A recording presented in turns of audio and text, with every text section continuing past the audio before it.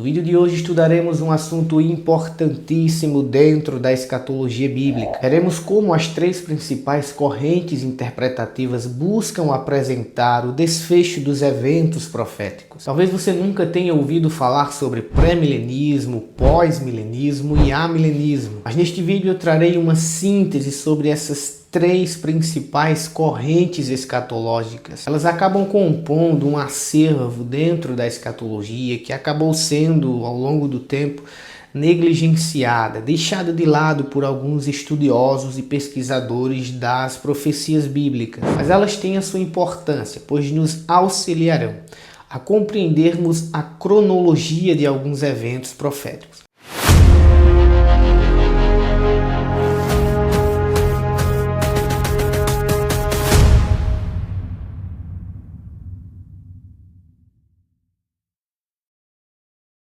Imagine que você esteja lendo os últimos capítulos da sua Bíblia, mais precisamente o livro do Apocalipse. De repente você se depara com um trecho um tanto quanto curioso, onde a Bíblia está falando acerca de um tempo específico de 1000 anos, onde Cristo estará na terra reinando, onde Satanás será preso. Esse é o que chamamos de milênio. E é comum surgir questionamentos do tipo: esse período é literal? É simbólico? O que a Bíblia está mostrando em Apocalipse capítulo 20 é algo que está acontecendo ou ainda acontecerá? Foram perguntas como essas que deram origem às três principais correntes interpretativas: pré-milenismo, pós-milenismo e o amilenismo. Sobre elas que eu quero discorrer neste vídeo e te mostrar por que eu aderi à linha pré-milenista, porque eu acredito que esta vertente é a mais coerente com as Escrituras. Todas elas vão trabalhar um tema central que está bem especificado no capítulo 20 de Apocalipse. Eu estou falando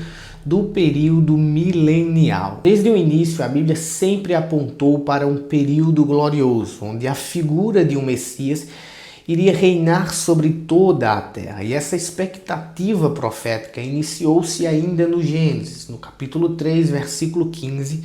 Após a queda da humanidade, Deus prometeu que da descendência da mulher viria um que esmagaria a cabeça da serpente. Essa figura prometida ao longo de todo o Testamento foi sendo revelada com mais detalhes, até se tornar incontestavelmente clara na pessoa de Jesus Cristo, o Messias esperado. Tal promessa aparece repetidas vezes em todo o contexto veterotestamentário, mas ela só vai tomar uma forma especial de fato quando Deus resolve fazer uma aliança com Davi, no capítulo 7 do segundo livro de Samuel. Deus está prometendo para Davi que da sua descendência viria alguém que iria reinar para todo sempre. Profetas importantíssimos confirmaram essa profecia. Isaías, por exemplo, em seu capítulo de número 9, versículos 6 e 7, falou de um tempo em que alguém da descendência real de Davi governaria o mundo e traria um reino de justiça e paz verdadeira.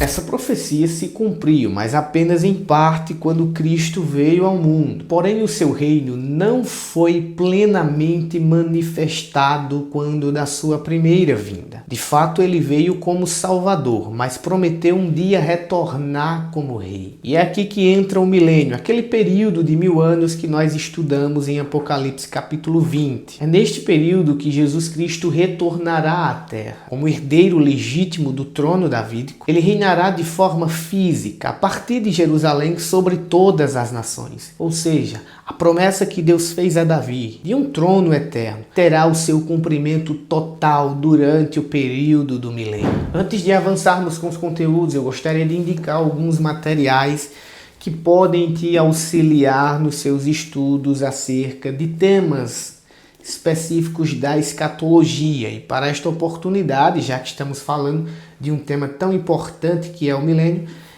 eu indico para os irmãos esta obra que a editora Chamada lançou, chamada O Milênio. Esse material vai te ajudar a entender com precisão tudo o que vai acontecer durante este período. Se os irmãos quiserem, depois eu posso fazer um vídeo específico só falando sobre este material. Além dele, eu também quero te apresentar este comentário bíblico sobre o livro do Apocalipse, que tem me ajudado bastante na compreensão de alguns temas que eu tenho estudado sobre o assunto. É sempre bom, irmãos, nós investirmos em bons materiais para auxiliar os nossos estudos e as nossas pesquisas sobre os conteúdos proféticos. Então fica aqui para os irmãos a minha dica desses 2 materiais, que com certeza vão te ajudar bastante. Eu tenho alguns outros que nós podemos falar deles oportunamente em outros vídeos. Bom, após fazermos uma breve recapitulação sobre o milênio, agora podemos compreender com mais exatidão do que se tratam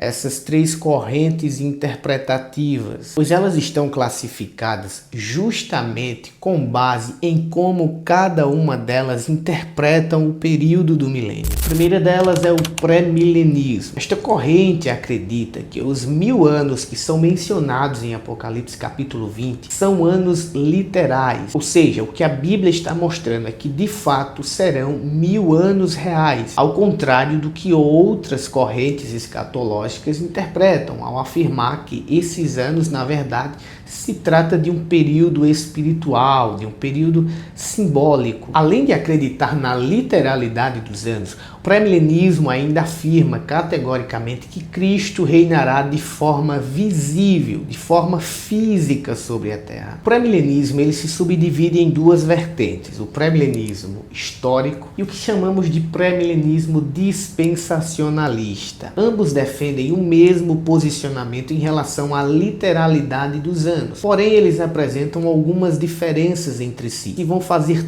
toda a diferença em como nós vamos desenvolver o nosso raciocínio acerca dos eventos futuros. O pré-milenismo histórico é a versão mais antiga da doutrina pré-milenista e possui suas raízes ainda nos primeiros séculos do cristianismo. No entanto, essa vertente histórica do pré-milenismo perdeu a sua força durante o século XIX por falta de uma sistematização do seu conteúdo. Foi então que surgiu uma elaboração mais sistematizada, mais organizada do pré-milenismo, que foi denominado de pré-milenismo dispensacionalista. E uma das principais figuras que atuou sobre esse período foi John Nelson Darby. Agora, pensar que pré-milenismo dispensacionalista foi uma doutrina criada por John Nelson Darby a partir do século XIX é um equívoco, até porque o que nós vamos ter no século XIX é uma sistematização do conteúdo, é uma organização mais detalhada. Portanto, é um equívoco dizer que a doutrina dispensacionalista iniciou-se a partir de Darby. Na verdade, ela já estava fundamentada nas Escrituras antes mesmo do século XIX. Não podemos tentar descreditar uma doutrina que possui as suas bases na Bíblia e que só depois de muito tempo e muito estudo, homens como Darby conseguiram entendê-las melhor e organizar essas informações de modo que o mundo entendeu com mais exatidão a cronologia de alguns eventos proféticos. O dispensacionalismo vai dividir a história humana em 7 dispensações, ou seja, 7 períodos em que Deus agiu de maneiras diferentes sobre a humanidade. A primeira dispensação é a dispensação da inocência e corresponde a todo o período antes da queda de Adão e Eva. A segunda dispensação é a dispensação da consciência, a partir da queda de Adão até os dias de Noé. A terceira dispensação é a dispensação do governo humano, que se iniciou-se com Noé e foi até os dias de Abraão. Em Abraão nós temos a dispensação da promessa, que se iniciou com o patriarca e foi até os dias de Moisés. Já em Moisés nós temos a dispensação da lei, que corresponde a todo o período, desde Moisés até a pessoa de Cristo. A partir de então, nós vivemos a dispensação da graça, que é justamente o período que nós estamos vivendo atualmente. Essa dispensação também é chamada de Era da Igreja. Corresponde a todo o espaço de tempo, desde a ascensão de Cristo até a sua segunda vinda. Após isso, nós temos a dispensação do reino, que é justamente esse período de 1000 anos que mencionei no início do vídeo e que está claramente descrito em Apocalipse capítulo 20. O pré-milenismo histórico não divide a história da humanidade nessas dispensações e talvez seja por causa disso que eles cometem alguns equívocos. equívocos. O primeiro deles é mostrar que Israel e igreja são o mesmo povo. Isso não me parece condizer de fato com o que a Bíblia mostra. O pré-milenismo dispensacionalista corrige esse pensamento ao afirmar que Israel e igreja são povos distintos. E justamente por não fazer essa distinção entre Israel e igreja, o pré-milenismo histórico acredita que a igreja passará pelos 7 anos do período tribulacional. Outro ponto duramente rebatido pelo dispensacionalismo, que traz uma expectativa de um arrebatamento pré-ira. Para o pré-milenismo histórico, a igreja precisa passar por esse período de 7 anos para que ela consiga cumprir a sua missão totalmente. Como um bom dispensacionalista que sou, eu não concordo com esse posicionamento. A igreja cumpre a sua missão plenamente durante a era da igreja, ou seja, a dispensação da graça. Após isso, Deus tratará de maneira específica com o povo de Israel. Quanto à igreja,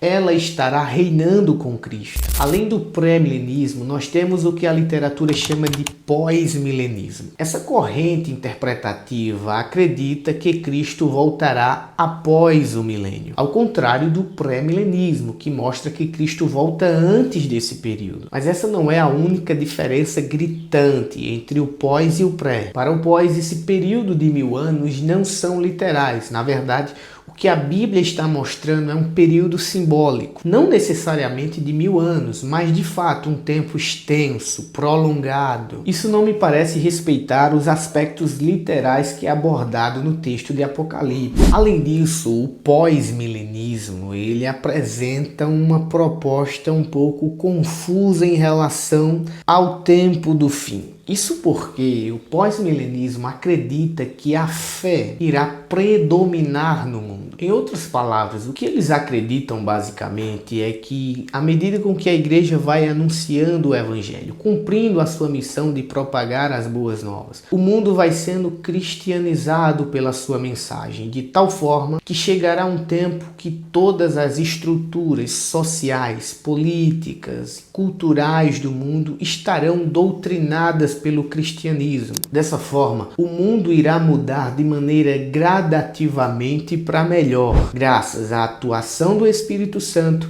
e à obra realizada pela grande comissão. Esse discurso pode até parecer bonito e cativante, mas ele me soa muito esquisito.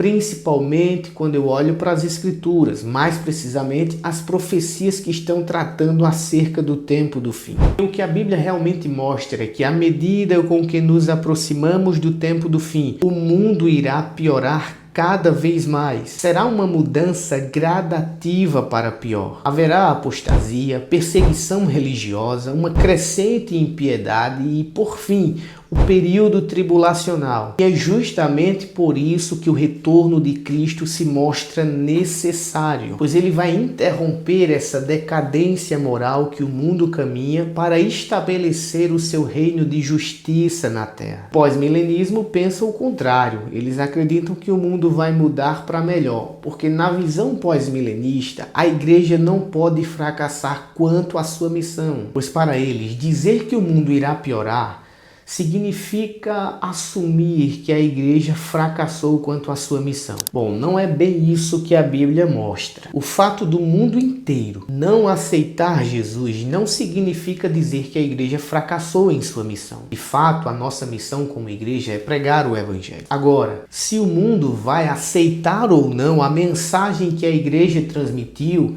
é problema deles. É problema das nações se elas irão crer ou não na mensagem que a igreja pregou. O sucesso da igreja não pode ser medido pela aceitação global da sua mensagem, mas pela fidelidade que ela teve em cumprir a sua missão, mesmo que muitos a tenham rejeitado. E é claro que esta corrente interpretativa pós-milenista enfrenta muitas críticas. Muitos questionam como podemos afirmar que o mundo está sendo cristianizado se a injustiça só aumenta. Não me parece que o mundo está caminhando para melhor. Mais uma razão que nos mostra que a corrente pré-milenista tem mais coerência com aquilo que a Bíblia está mostrando. Outro ponto que me faz discordar totalmente da corrente interpretativa pós-milenista é o fato de que eles não consideram a realidade de um arrebatamento iminente pré-tribulacional. Para eles, o arrebatamento da igreja e a segunda vinda de Cristo em glória são eventos únicos que ocorrerão simultaneamente. Isso ignora mais uma vez o que a Bíblia mostra. O que é que eu faço com textos como 1 Tessalonicenses capítulo 4, versículo 16 e 17? O que é que eu faço com textos como 1 Coríntios capítulo 15, versículo 52?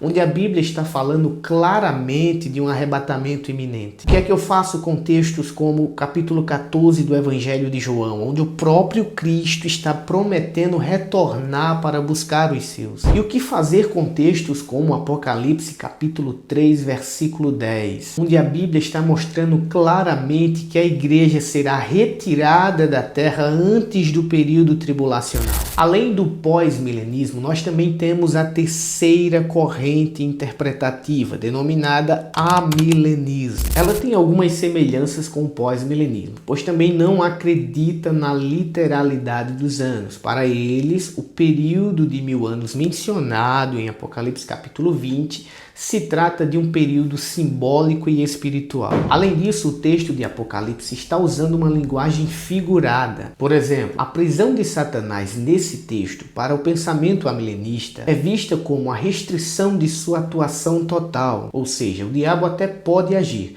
mas não tem força e não tem poder para impedir a pregação do evangelho aos povos. Por isso que os amilenistas também argumentam que a grande tribulação não é um evento futuro limitado a 7 anos, mas um tempo contínuo de sofrimento e oposição que marca toda a era da igreja. Ou seja, para eles, a grande tribulação está acontecendo agora. Vou te mostrar por que o amilenismo é confuso demais para mim. Primeiro, porque o texto de Apocalipse capítulo 20 está mostrando claramente que durante esse período de 1000 anos, Satanás estará preso. Ele não terá liberdade para enganar as nações como ele faz hoje. Isso já nos ajuda a perceber algo importante. Se já estamos vivendo o período do milênio, então por que Satanás não está preso? Quando a Bíblia diz que durante esse período ele será preso. E os amilenistas podem até argumentar que ele está preso. Mas basta nós olharmos para o mundo atual e veremos que não há prisão alguma. O aumento da promiscuidade, a idolatria, a corrupção crescente, a rebelião contra tudo que envolve Deus, fica evidente que Satanás ainda não está preso. Ele continua agindo como o Deus desse século, cegando o entendimento das pessoas e se opondo à obra de Deus. É o que está escrito em 2 Coríntios capítulo 4 e versículo 4. O segundo ponto que me faz discordar da visão amilenista é que a Bíblia mostra que Cristo reinará sobre o trono de Davi, como já mencionei no texto de 2 Samuel capítulo 7, versículo 12 e 13. Um fato curioso nas Escrituras acontece em Lucas capítulo 1, versículo 32 e 33, quando o anjo vai anunciar o nascimento de Jesus a Maria. Ele faz a seguinte afirmação: o Senhor Deus lhe dará o trono de Davi,